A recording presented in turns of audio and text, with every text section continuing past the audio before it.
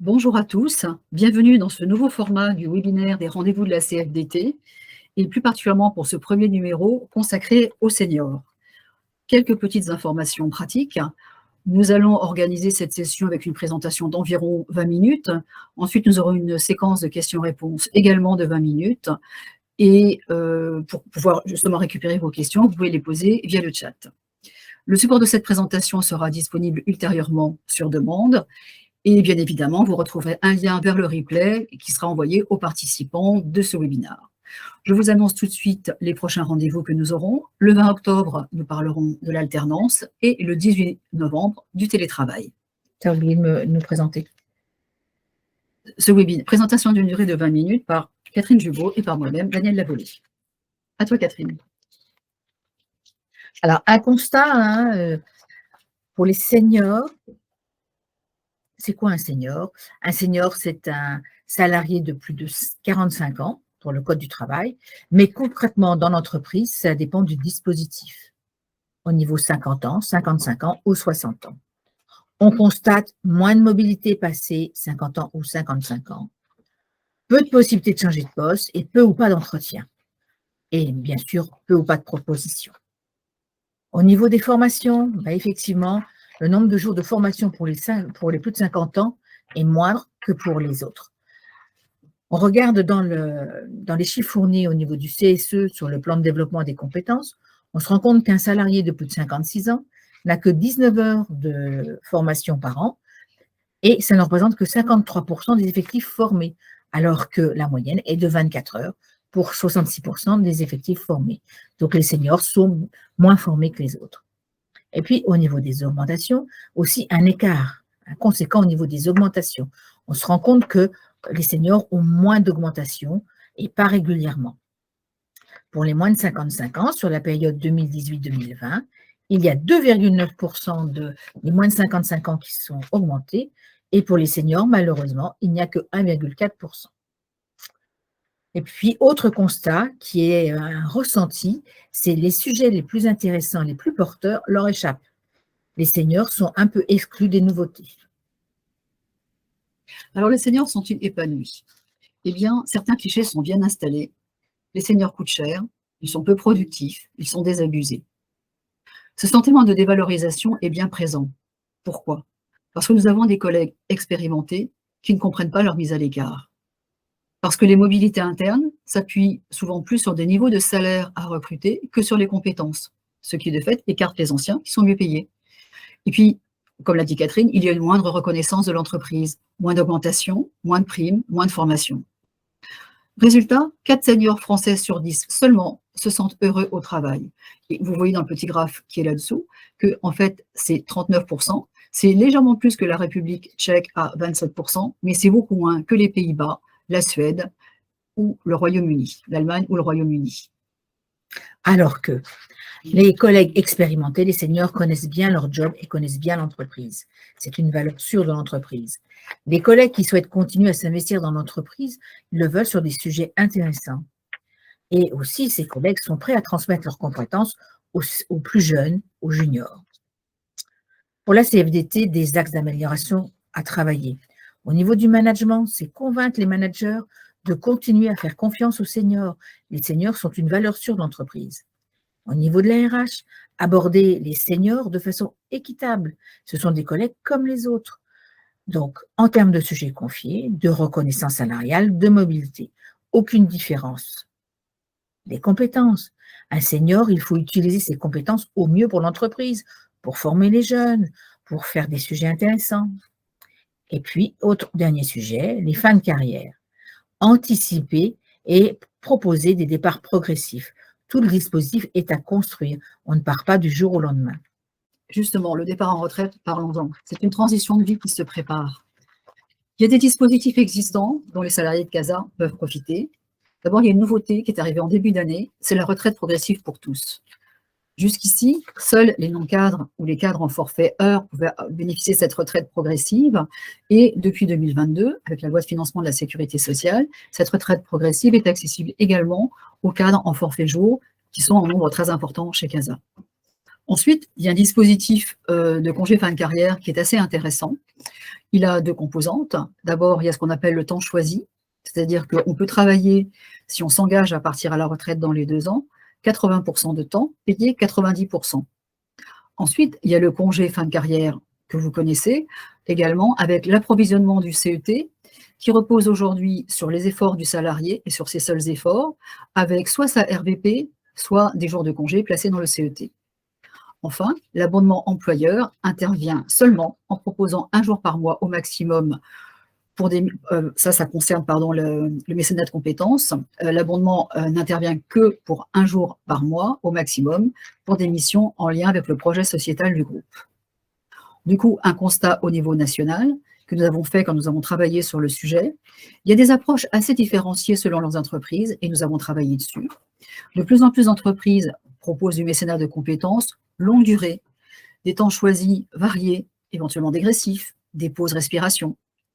Enfin, nous voyons qu'il y a une volonté des pouvoirs publics de prolonger la durée des carrières professionnelles et vous avez tous entendu parler des réflexions gouvernementales et vous voyez bien que l'objectif, c'est que les seniors travaillent de plus en plus longtemps.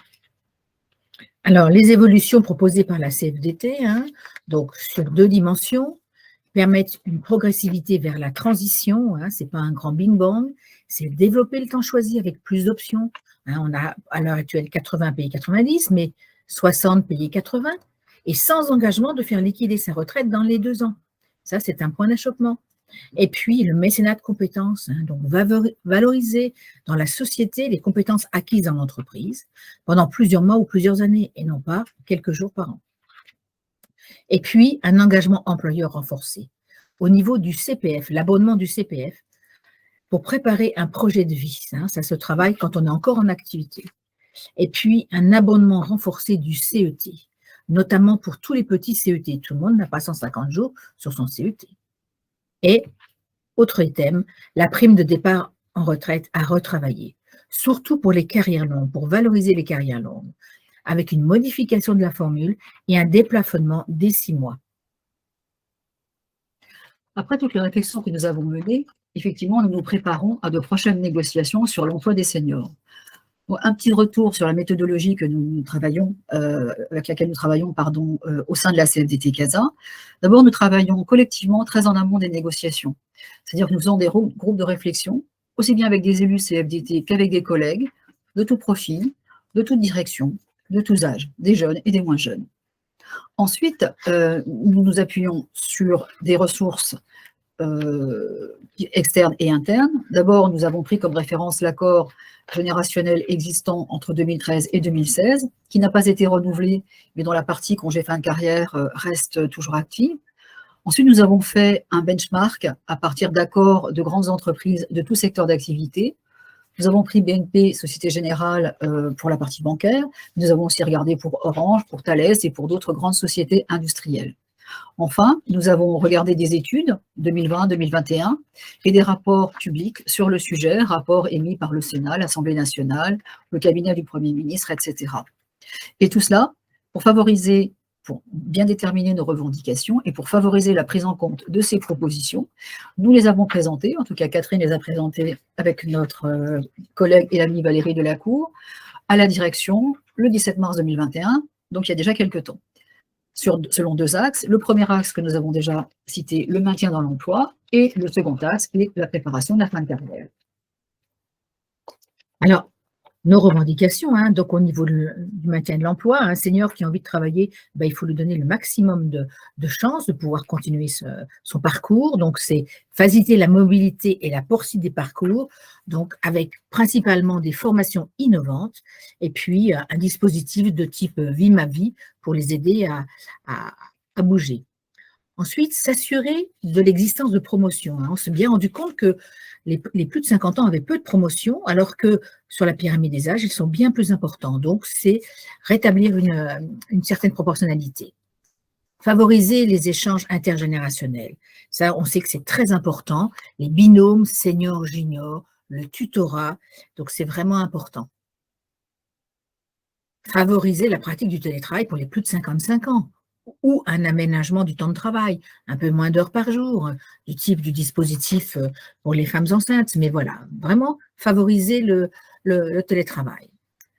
Adopter le principe d'une augmentation de 2%. Les seniors de plus de 50 ans ne sont pas évalués toujours justement.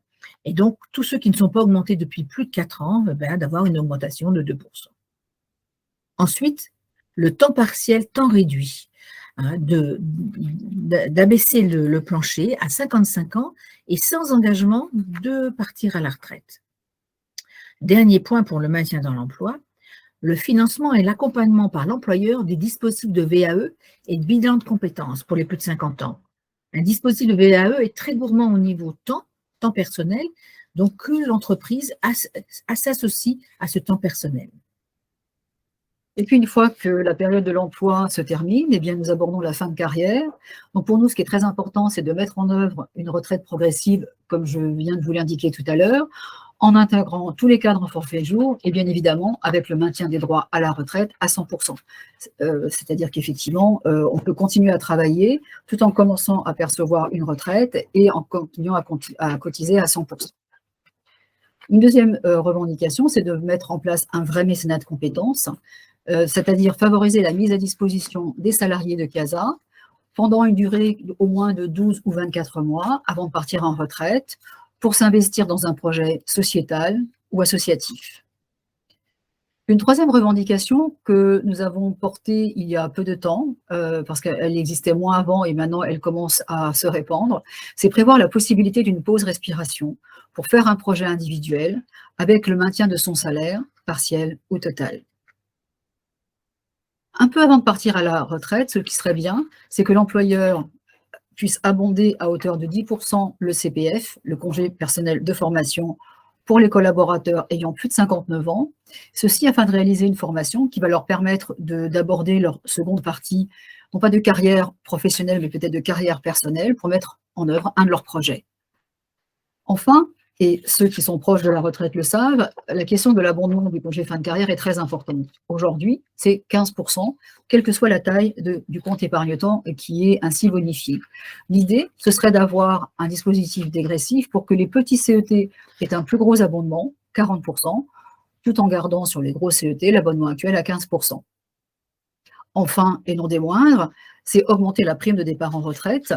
Aujourd'hui, elle est calculée sur une formule qui est 1/5 de mois par année de présence avec un plafond de 6 mois, c'est-à-dire qu'il faut 30 ans pour atteindre ce plafond de 6 mois.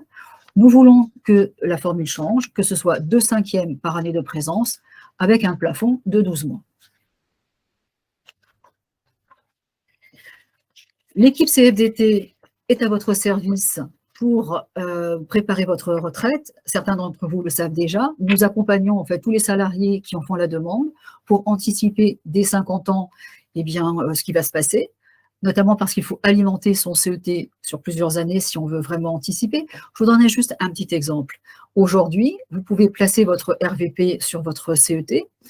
Cela rapporte, pour quelqu'un qui est cadre J ou K, 26 jours. Ces 26 jours sont bonifiés à hauteur de 15%, ça nous amène à 30 jours, ça fait déjà 1 mois et demi ouvré.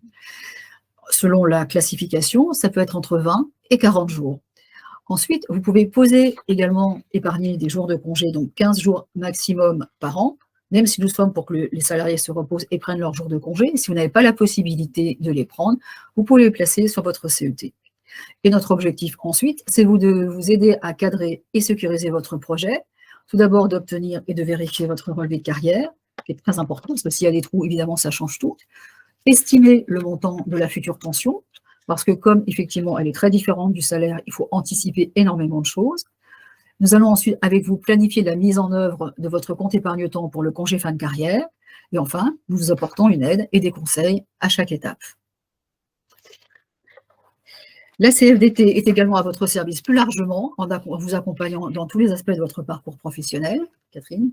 Alors, vous conseillez et défendre vos droits, donc le droit à la mobilité, la santé psychologique au travail, les risques psychosociaux, les risques musculo-squelettiques, l'entretien et l'évaluation annuelle, de vous accompagner dans cette démarche, de vous accompagner en vous proposant des accompagnements en termes de salaire et en termes de promotion avec des comparaisons.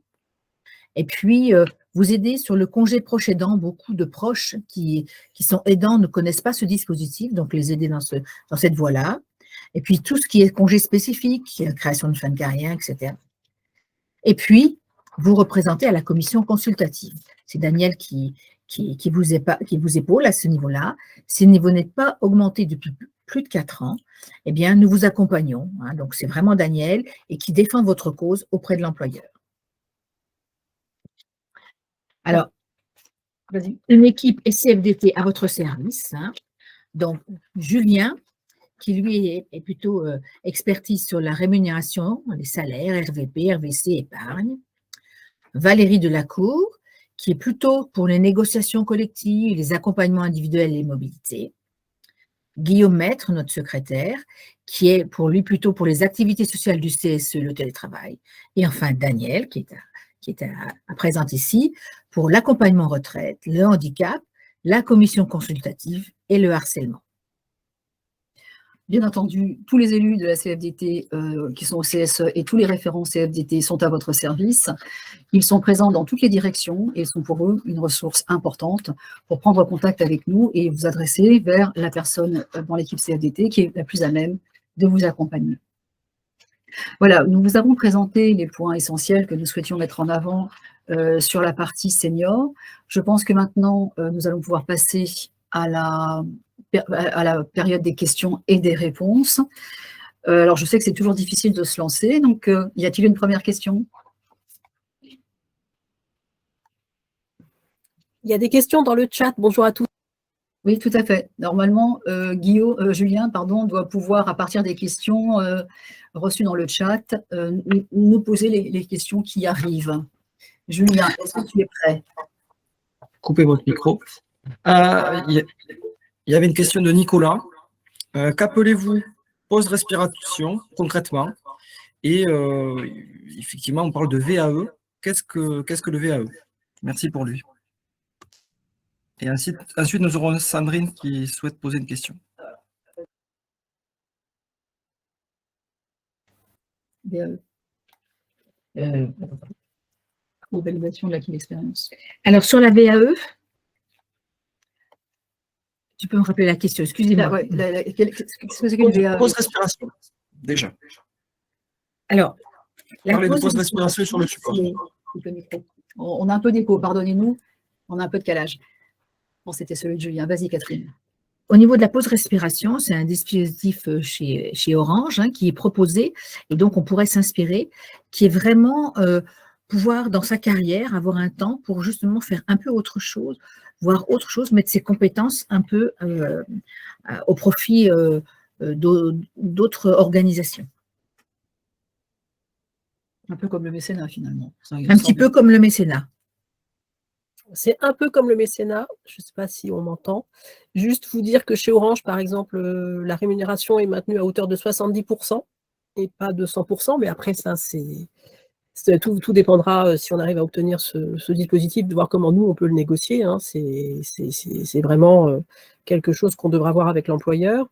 Cette pause respiration, elle est vraiment laissée à la volonté du salarié pour faire, alors c'est pas pour rester en inactivité, hein, il faut bien sûr bien entendu qu'il ait un projet, que le projet soit construit, mais ça peut être pour faire même du bénévolat, parce qu'il y a des associations qui ont besoin de personnes avec des compétences diverses et variées, les budgets partout sont restreints, hein, donc si l'employeur maintient le salaire, ça donne la possibilité à un de nos collègues ou à des collègues de partir et d'aider des associations à but non lucratif. Donc, c'est une autre dimension que le mécénat de compétences. Une autre question? Sandrine Pinon, qui a levé la main. Est-ce qu'on peut entendre sa question? Alors, je ne sais pas si on a répondu sur la VAE, excusez-moi, parce que Nicolas voulait aussi savoir ce que c'était oui. que la valorisation des acquis de l'expérience. Parce que voilà, non, c'était l'acronyme, déjà, je ne connais pas cet acronyme, donc déjà, je voulais savoir ce que ça voulait dire VAE. C'est un dispositif qui permet d'avoir un équivalent de diplôme. Hein, par exemple, on peut avoir un équivalent licence, un équivalent master, un équivalent BTS, et ça demande un gros travail personnel faut passer un dossier, faut passer devant un jury, et donc c'est reconnaître un petit peu son expérience et et avoir un diplôme équivalent. Je peux prendre la question. Est-ce que ça a répondu à ta question, Nicolas? Oui, merci. Non, parce que déjà, je ne connaissais pas le développé de l'acronyme valorisation des acquis et de l'expérience. Donc, c'est déjà ça que je voulais savoir, ce que ça signifiait. Mais, merci, Daniel. Il y a une question d'Adeline. Quels sont les avantages et inconvénients de la retraite progressive versus un temps réduit de travail? Alors, la retraite progressive, elle est ouverte pour quelqu'un qui travaille à temps partiel entre 60 et 90%. Comment ça se passe? En fait, l'entreprise rémunère le temps travaillé. Donc, prenons l'exemple de quelqu'un qui travaillerait à 60%. Donc, l'entreprise rémunère 60%. Et ensuite, la retraite rémunère 40% en fonction des droits acquis. Donc, du coup, ça rémunère à peu près la moitié, mettons, pas la moitié, les 3/4, ça dépend un peu des cas de figure. Et donc, cette partie de la retraite vient compléter ce que verse l'employeur. Le temps réduit de travail, le temps choisi, c'est 80% payé 90%. On n'a que ça aujourd'hui. Et donc, on pourrait peut-être cumuler les deux, ça c'est sûr. Pour l'instant, on n'a pas encore eu de cas de figure où c'était demandé. Mais voilà, en fait, le temps réduit, c'est que 80%, alors que la retraite progressive, c'est entre 60 et 90%. Il y a quelques conditions, il faut avoir 60 ans, il faut avoir 150 trimestres cotisés, etc. Mais voilà, les deux dispositifs sont intéressants.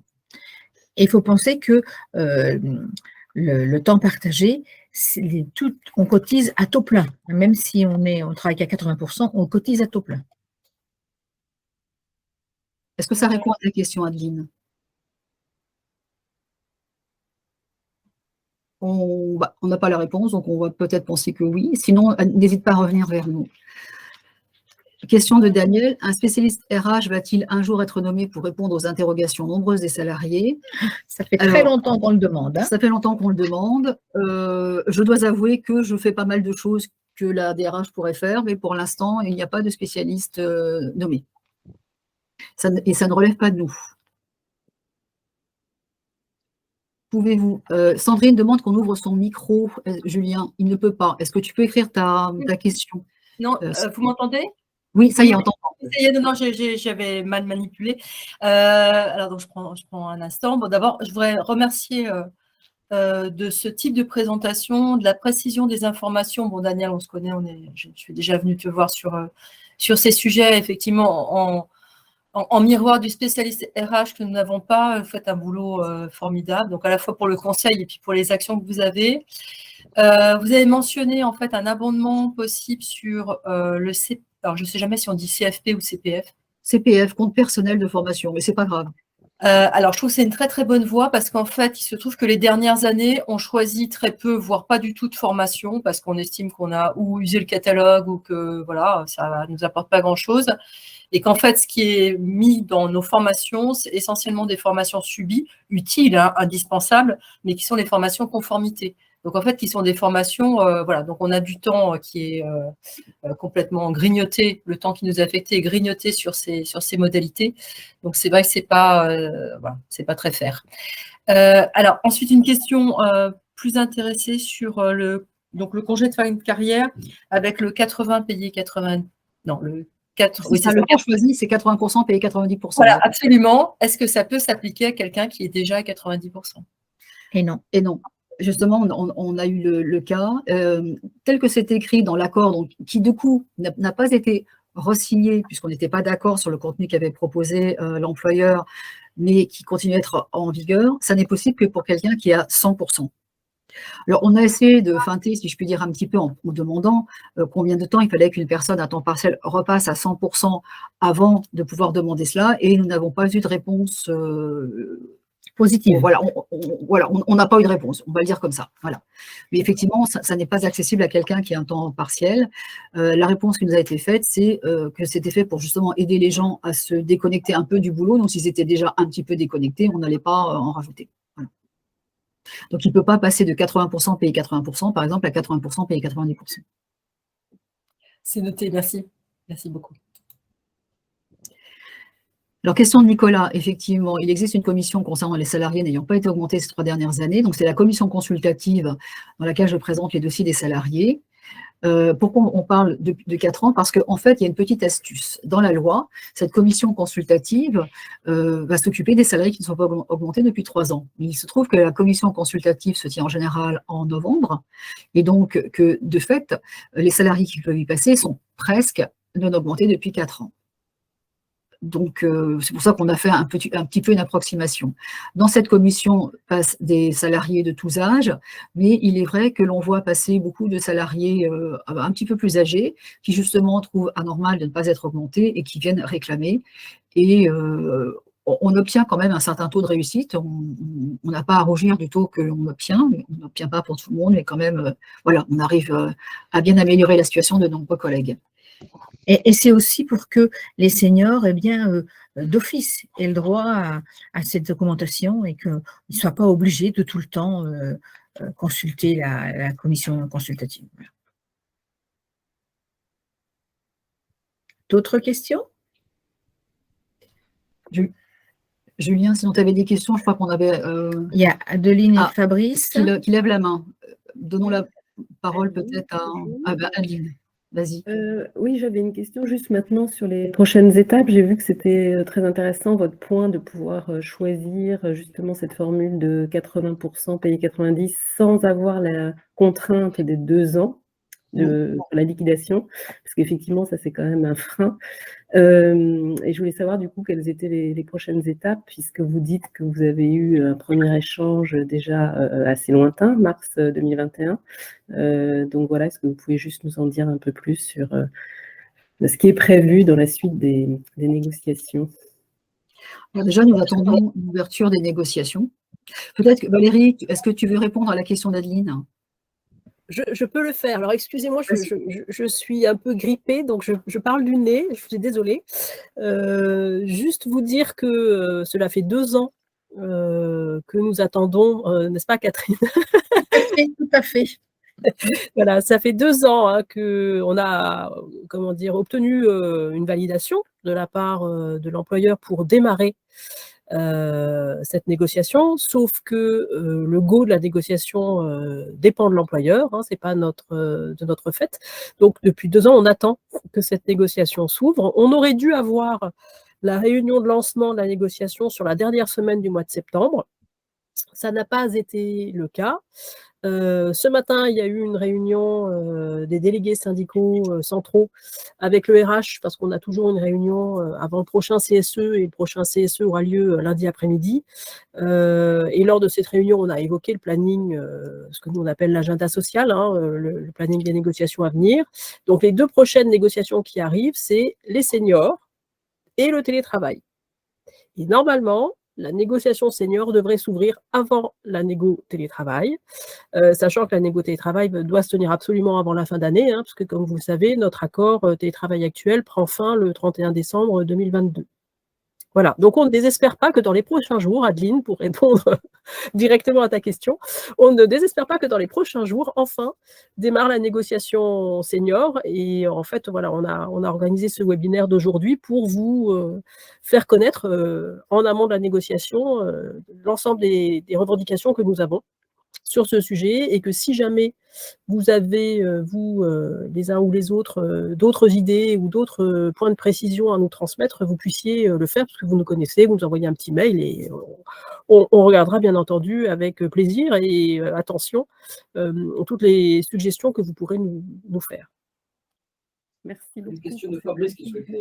Et il y a Alors, il y a une Nicolas question qui ouais, il y a une- demandait Vas-y. l'augmentation du télétravail Et après, ce sera pour les Fabrice. seniors, c'est de demander une journée de plus par semaine, enfin l'équivalent d'une journée de plus par semaine. On avait été la dernière fois au bout de ce qu'on arrivait à obtenir sur le télétravail. Et donc là, l'idée, effectivement, c'est en reprenant, mais on fera un webinaire sur le télétravail. Et encore une fois, je parle sous le contrôle de Valérie. Mais l'idée, effectivement, c'est d'améliorer le télétravail, notamment pour les seniors, avec plus de jours. Donc soit on l'a d'un côté, soit on l'a dans l'autre accord. Hein, on verra comment on arrive à faire cela. Donc Fabrice, on écoute ta question. Oui, bonjour.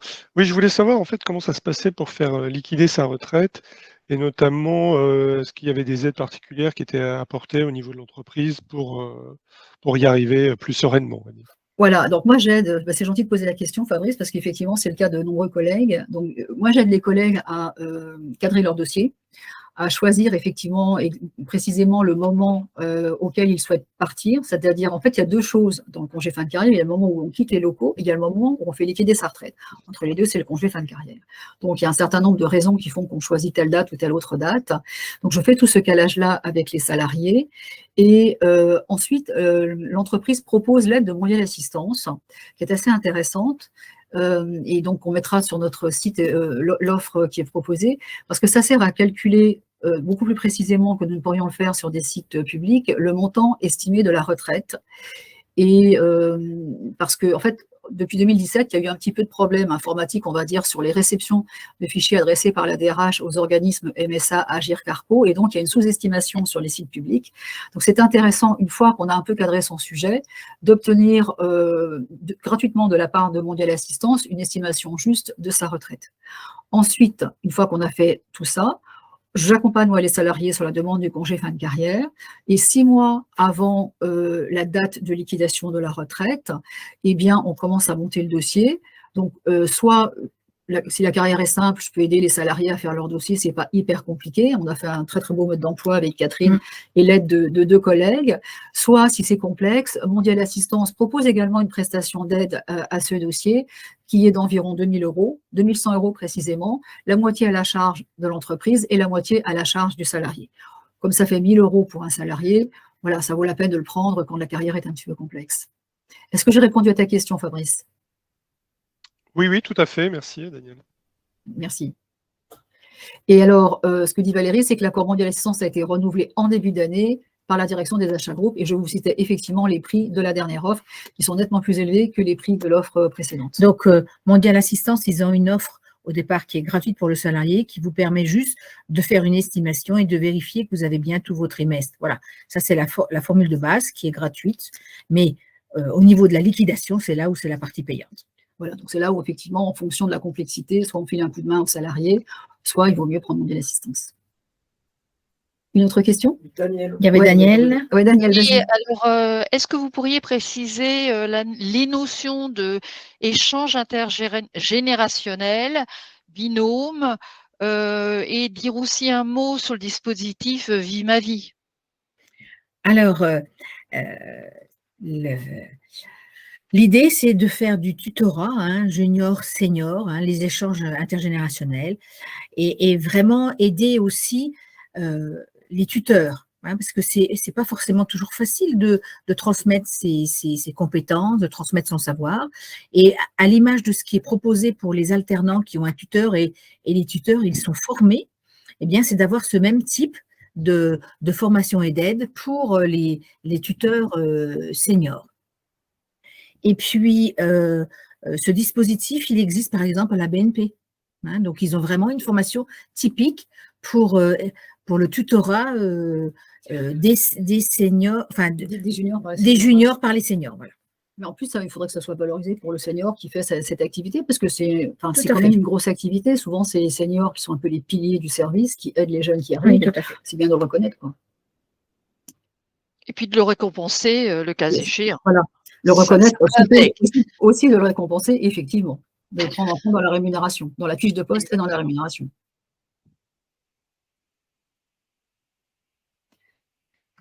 D'autres questions? Moi, j'en aurais encore une autre. Vas-y. Quel est le process à adopter quand, dans les différents cas, c'est-à-dire qu'on peut avoir des cas de gens qui vont demander leur retraite, qui n'ont pas de CET, donc qui vont quasiment partir en retraite au moment de la liquidation des droits, et d'autres qui ont un nombre très important de CET et dont la liquidation des droits n'aura lieu que des fois 1 an et demi, voire 2 ans après le départ, puisqu'ils sont en congé de fin de carrière avant d'être à leur retraite. Alors justement, c'est pour ça que c'est vraiment très intéressant de se pencher sur le sujet avant. Même quelqu'un qui n'a pas un CET, en fait, il ne va pas partir la veille, si je puis dire, du jour où il peut liquider ses droits à la retraite, parce que dans l'année en cours, il aura généré des congés payés, il aura généré des RTT, il faut qu'il les prenne. Donc, il ne part pas forcément juste avant. Et puis, effectivement, il y a ceux qui ont 150 jours. Donc, le cadrage que l'on fait, il est justement important pour ça, de manière à suffisamment anticiper pour que les collègues ne débarquent pas du jour pour le lendemain. Et c'est vraiment important de s'y prendre, j'ai envie de dire, 1 an à l'avance pour avoir cette réflexion, savoir à quel moment on veut quitter les locaux, à quel moment on va faire liquider sa retraite, et bien calculer tout. Et vraiment, chaque cas est très particulier. Les décisions sont personnelles. Ce sont des décisions soit de la personne, soit de couple. Il faut aussi regarder les revenus qu'on va avoir, mais il faut aussi regarder si on a encore des enfants en éducation, est-ce qu'on a encore des crédits à payer, voilà, comment on va s'en sortir. Il faut anticiper tout ça. Et l'intérêt de faire une simulation comme nous le faisons, c'est que, en fait, le salarié, quand on commence à lui faire une première proposition, premier calcul, il va réfléchir, il va commencer à se projeter, il va revenir, il va changer d'avis. Et donc, les gens changent d'avis 1 fois, 2 fois, 3 fois. Je crois que ça a été jusqu'à 7 ou 8 fois. Et ça n'est pas grave du moment que la décision qui est prise, effectivement, est la bonne. Et après, on peut vraiment se lancer dans le processus, on va dire, administratif, une fois qu'on a bien dégagé quels sont vraiment ces axes personnels importants pour ce moment. Est-ce que j'ai répondu à ta question? Oui, merci Daniel. Mais c'est vrai que c'est une précision importante pour tous et à faire savoir aux collègues, c'est que c'est à chaque fois une trajectoire personnelle, parce que nos situations à tous sont bien entendu très variées. Voilà.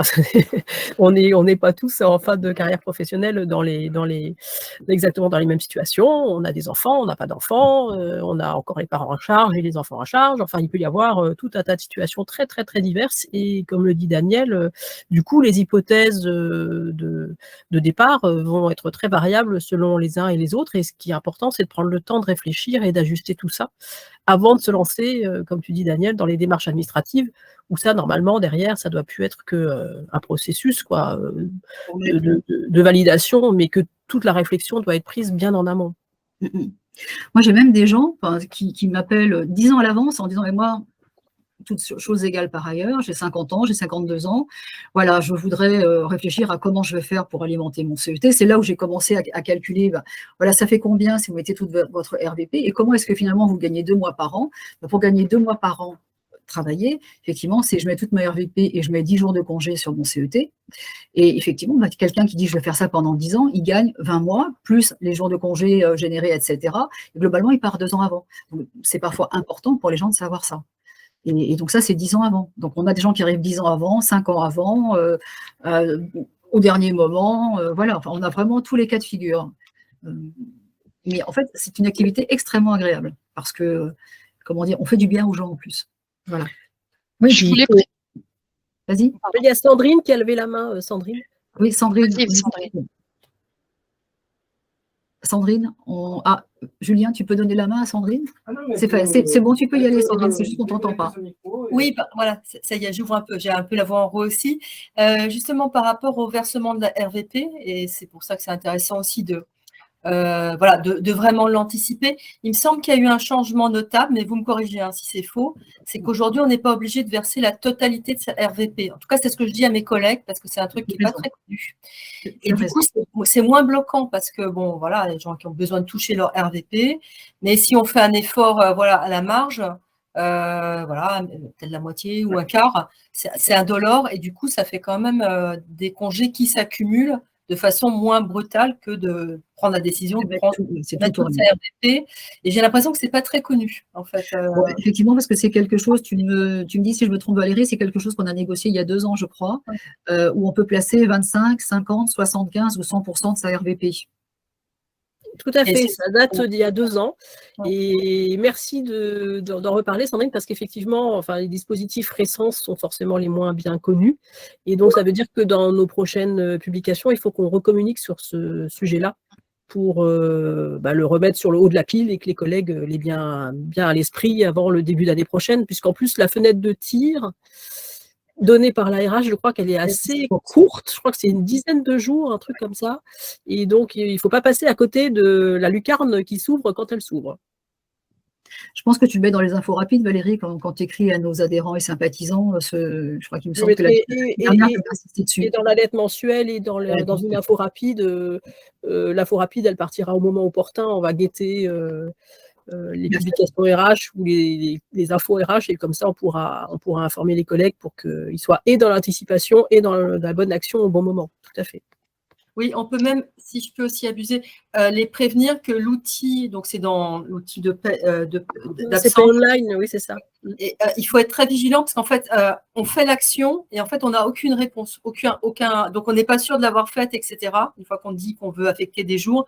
Donc là aussi, il y a une petite vigilance. Il n'y a pas de récépissé, il y a rien. Sauf si on refait l'opération et on nous dit vous n'avez pas apporté de modification, mais c'est vrai que l'outil, il n'est pas super convivial sur cet aspect-là. C'est un peu comme tous les outils RH sans mail. Il y a Christine qui dit qu'on a voulu la visibilité de l'alimentation de la RVP dans le CET, c'est un peu pareil, ça arrive assez tard finalement. C'est pas forcément fin février, je crois que ça arrive un mois plus tard. Avril à peu près. Ouais. Voilà, là, il y a toujours des délais parce qu'on a des questions tous les ans sur le sujet. C'est comme les 3 jours supplémentaires qu'on a en fin d'année, on les voit toujours 2 mois après. Ouais, voilà, c'est le même style. Hein. Daniel, tu avais une question sur le même sujet peut-être? C'était pas une question, c'était pour préciser auprès de tous nous à la CFDT. Nous avons une grande spécialiste retraite en ta personne. Et cet été, j'ai rencontré des collègues retraités, d'ailleurs je t'ai fait un petit coucou à ce moment-là, qui te remerciaient encore de ton intervention, de la précision des calculs que tu l'avais fournis et qui étaient, on n'a pas à en rougir, meilleurs que ceux de la RH. Donc, n'hésitez pas, vous tous qui nous écoutez, à communiquer auprès de toute personne qui commencerait à songer à ce sujet. C'est très important, c'est complexe. Comme l'ont dit Catherine et Daniel, il est largement important de s'y prendre longtemps à l'avance pour se préparer. Et ça se prépare, ça s'aborde pas 3 mois avant, mais une année bien, moi je dirais voire plus, pour prendre le temps d'y réfléchir sereinement. C'est ça. Il faut se projeter et pour avoir fait le calcul, pour des gens qui disaient finalement tu peux partir maintenant si tu veux, dans les 4 mois, puisqu'en fait quand on demande un congé fin de carrière, il y a quand même 4 mois entre le moment où on demande à la DRH et où il peut commencer. Mais c'est vrai que des personnes sont vraiment surprises, ne s'attendent pas, compte tenu de leur CET, de leur compte épargne-temps, à pouvoir partir tout de suite. Donc c'est vraiment important. Voilà. Moi j'insiste surtout sur le fait que le départ en retraite c'est la fin de l'histoire, mais un senior il encore envie de vivre de belles choses dans son entreprise. Donc, c'est vraiment, c'est aussi favoriser le maintien dans l'emploi et dans un emploi intéressant, motivant, épanouissant. Donc, c'est vraiment, j'insiste vraiment sur cette partie-là. Y a-t-il d'autres questions? Nous avions prévu de nous arrêter vers 13h45, mais s'il y a besoin, on peut continuer un petit peu. Sur l'alimentation de la RVP. Ça y est, j'ai répondu. Ouais. Il y a une petite aussi une personne qui faisait plutôt un commentaire de je ne suis pas augmenté, quelle solution se présente à moi. Et vous parlez d'aménagement d'horaire, c'est ce que vous faites le forme. Voilà, je ne suis pas augmentée, donc on va s'occuper du cas de. Tu me donneras le nom, hein, Julien, pour la commission consultative, il n'y a pas de souci. Et puis sur les aménagements d'horaire, en fait, il y a différentes formules. Il y a différentes formules, les aménagements d'horaire, c'est ce qu'on a évoqué, c'est prendre à 80%, payer 90%, mais c'est aussi avoir des journées qui soient moins chargées. De style comme ce que bénéficient les femmes enceintes qui ont le droit à 1 heure de moins par jour, voilà, peut-être aussi de ce style-là, et aussi plus de télétravail. Donc voilà, c'est les trois possibilités qu'on a proposées, qu'on a suggérées à la RH, c'est pour alléger le temps des seniors, c'est d'avoir ces 3 axes.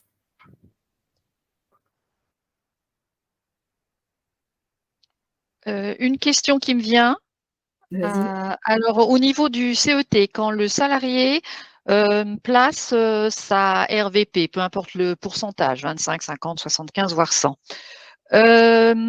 dans son stock de CET visible sous Pay Online, est-ce qu'il y a une distinction entre les jours de congés, par exemple, épargnés à la fin de l'année, les jours qui donnent droit à bonification de 15% pour le futur départ, les montants RVP transformés en jours de CET, est-ce qu'il y a distinction ou c'est le salarié qui doit, sous un petit tableau Excel, tenir à jour on va dire, son compte d'épargne? Non, alors en fait, il y a effectivement, quand on consulte le solde de ses droits dans le CET, il y a 3 lignes. Il y a une ligne CE5, une ligne CET, une ligne CEE. CE5, ce sont des jours qui proviennent de la 5e semaine de congés payés. Bon, c'est une espèce de… Voilà. Sinon, CE5 et CET, ça se traite de la même manière. On peut les prendre quand on veut. On peut les prendre à la fin, ou on peut les prendre en cours de carrière professionnelle. On a le droit de tirer sur ces 2 lignes-là. Ce qui s'appelle le CEE, c'est le compte épargne espèce. Donc, c'est celui dans lequel se met la RVP. Celui-là est abondé. Toutes les lignes sont abondées aujourd'hui à hauteur de 15%. Cependant, il y a effectivement une différence technique, si je puis dire, entre CE5 et CET d'une part et CEE d'autre part. C'est-à-dire que les jours épargnés CE5 et CET, quand on les prend, génèrent des nouveaux droits à congé et à RTT, alors que les jours de compte épargne espèce, issus de la RVP, ne génèrent pas de droits à congé.